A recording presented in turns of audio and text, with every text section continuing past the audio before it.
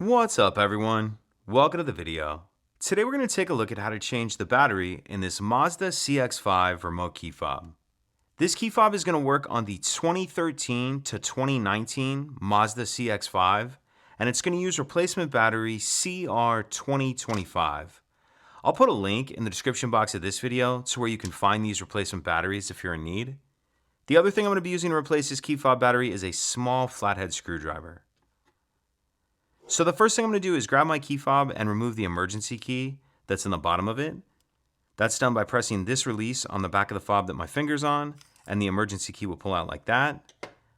Now if we grab our screwdriver and we take a look at the bottom of the key fob, I'm going to get my screwdriver in between where these two halves meet. You can see that kind of crack right there, right on the corner of this piece. So I'm going to get my screwdriver in there like that, and you can see it just starts to open it.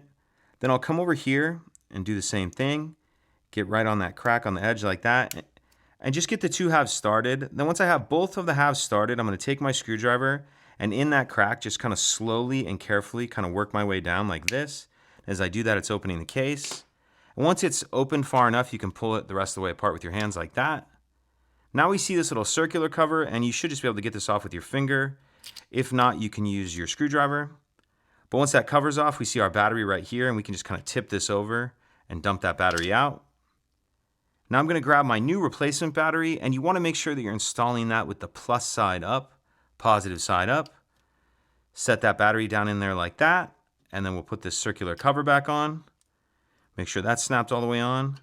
Then we can snap two halves back together, slide our emergency key back in, and that's it. If you have any questions, please let me know. If you could take a second to like and subscribe, helps us out, and I'd appreciate it. Thank you.